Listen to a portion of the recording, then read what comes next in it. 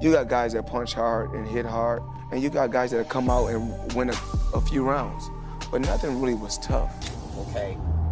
A lot of people are saying that Usyk heavyweight run isn't a lot of fighters at heavyweight, of course, because he only fought, what's that, 1, 2, 3, 4, 5 fighters at heavyweight. Again, I think Oleksandr Usyk is an exceptional fighter, but you need to match him with someone that can actually match his work rate. Okay, and for me, Andre Cabiel can match his work rate. He's going to go to the body. He's going to follow a... Floyd Mayweather believes fans are too quick to crown new legends without looking at the full picture. He questions whether Oleksandr Usyk truly deserves the praise he's been getting. Floyd Mayweather never hesitates to remind everyone that he's the greatest. He says, no fighter before or after him is better, and that includes Oleksandr Usyk. While fans call Usyk an all-time great, Floyd doesn't see it that way. Usyk may be talented, but Floyd believes his own legacy stands far. That Usyk heavyweight run isn't a lot of fighters at heavyweight, of course, because he only fought, what's that, 1, 2, 3, 4, 5 fighters at heavyweight. But they saying that it's full of quality, right? I want you to understand, full of quality. Witherspoon isn't an all-time great heavyweight. His brother, Tim Witherspoon, you can argue. But Chance Witherspoon, no.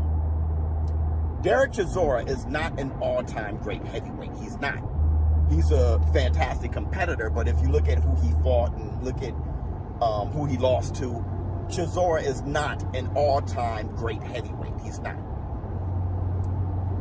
Dubois is not yet an all-time great heavyweight. Look at who he fought, who he struggled with, who he lost to. Dubois is not an all-time great heavyweight. So we're left with, when you say quality, we're left with Tyson the Gypsy King Fury and Anthony A.J. Joshua. Now, if you guys think that A.J. is an all-time great heavyweight, you can. I can understand that. I definitely can. There's an argument to be made. But Anthony Joshua, when you think about him and a lot of ops from other great heavyweights, Anthony Joshua lost to the likes of Ruiz, been knocked out by Ruiz, was knocked out by Dubois. Anthony Joshua, I'm not sure if you would consider him an all-time great heavyweight, but you can make an argument. Tyson Fury definitely can. So beating Tyson Fury twice is really Usyk's claim to fame. He retired undefeated, made history in multiple weight classes, and dominated the sport for years. Usyk's opponents were never on the level Floyd faced. In Floyd's eyes, Usyk is overrated and nowhere near his level, whether in skill, legacy, or greatness. Critics like Showbiz the Adult bring forward a compelling counter to the growing praise around Oleksandr Usyk.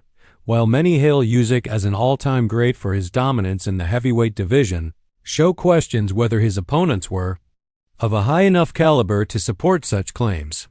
The argument hinges on the quality of competition. If the fighters Usyk defeated were not elite or in their prime, it weakens the weight of his victories. Talk about Usyk. His performance was okay, that's number one.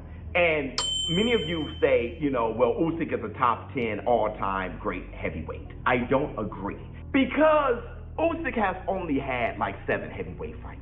Is very stacked within those 7 fights, but really it's hard to put him past people who's had 30 plus, 40 plus fights and just had a career, a great all-time career at heavyweight. But what I can say is that Oleksandr Usyk is one of the greatest fighters, pound for pound ever. And I put him on my Mount Rushmore today. So I don't have him as an all-time great heavyweight, but I do have him as an all-time great pound for pound fighter. And where do I put him there? Pretty damn high. Apart from Tyson Fury, who is frequently mentioned as a legitimate top-level opponent, most of Usyk's adversaries lack the legendary status to elevate him into the same breath as historical icons like Ali or Holyfield. Another angle from analysts is that Usyk's brilliance is best appreciated in the context of pound-for-pound rankings rather than all-time heavyweight legacy.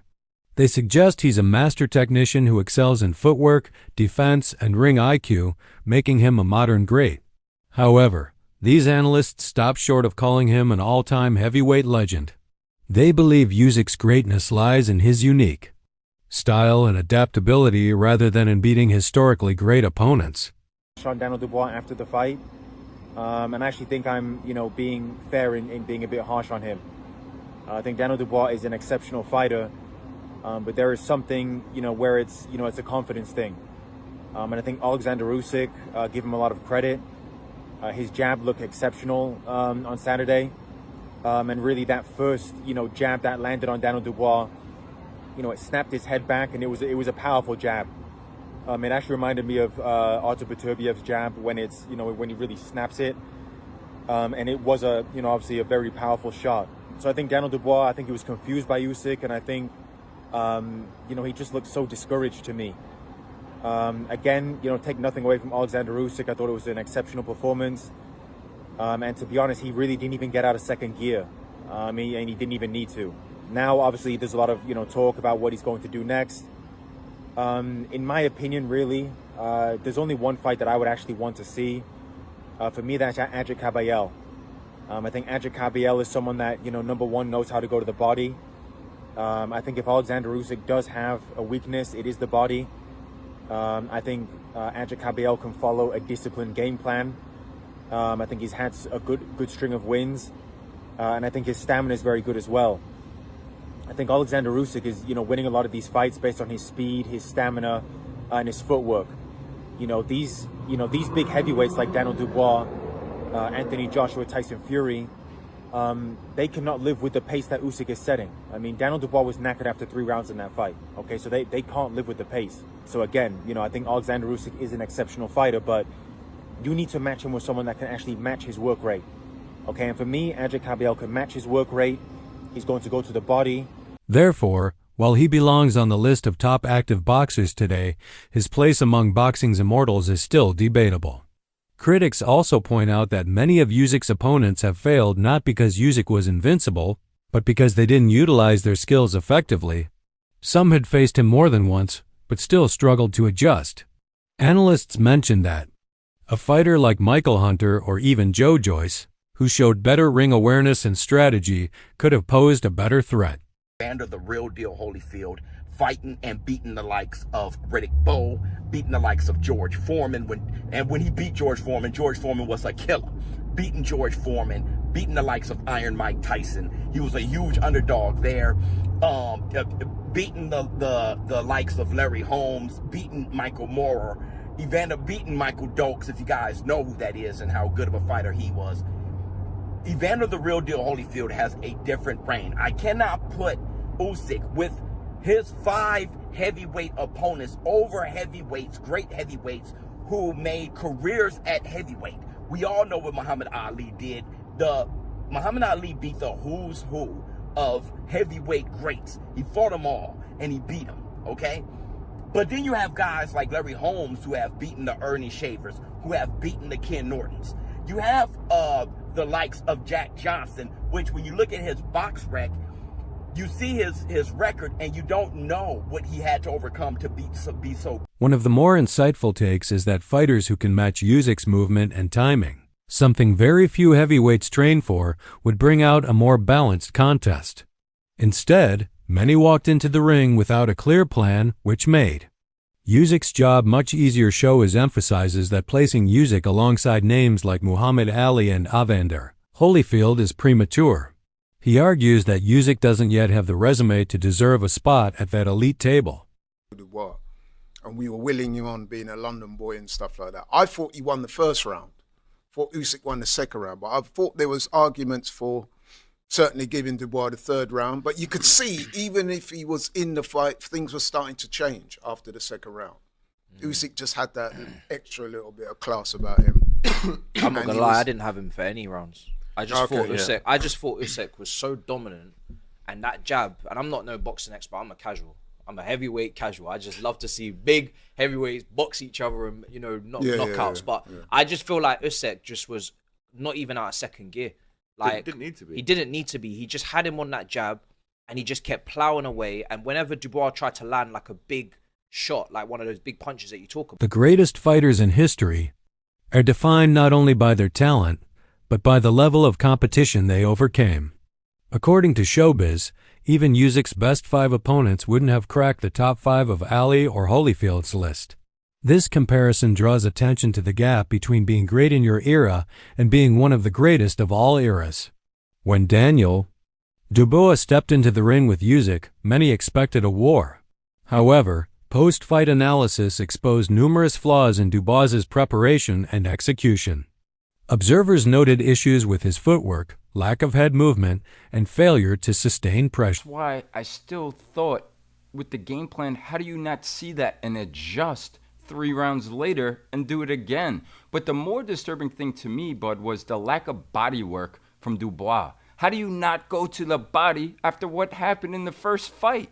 How do you not test that? He didn't throw one body shot maybe until the 3rd round, and maybe he threw a couple throughout the whole entire fight, or as long as it lasted into the 5th round. That was surprising to me, and I thought they dropped the ball big time with that as well. You know, to that point, when he did throw the one body shot, I'm not going to get deep into this because it was only one, but it almost looked like it bothered Usyk. Right? You know what I mean? And it looked like very similar to the first fight, close to that belt line, right? Yeah. And it was low. It was a little low. It was. There's no doubt about it. No doubt. But still, to your point, how do you leave that alone? And then I'm gonna early in the show when I broke down the Holloway and Poirier fight, I'm gonna go back to that real quick now. Holloway won because he had he won because he's great and because he's who he is and because of his makeup and his intestinal fortitude, his skills. I understand all that. But he won the way he won this fight because he had a great fight plan. To your point, to our point, Dubois had no fight plan. And to my point, I'm going to answer your question. You ask a brilliant question. See, the show was so much better with you. I'm sorry. I'm not knocking nobody. I'm not. I'm grateful for everyone, and everything the history of the show has been. But you open up conversation for me by bringing me down places that conversation needs to be opened up by asking certain things that are relevant in this sport. And what you brought up is how. And I'm going to answer that question.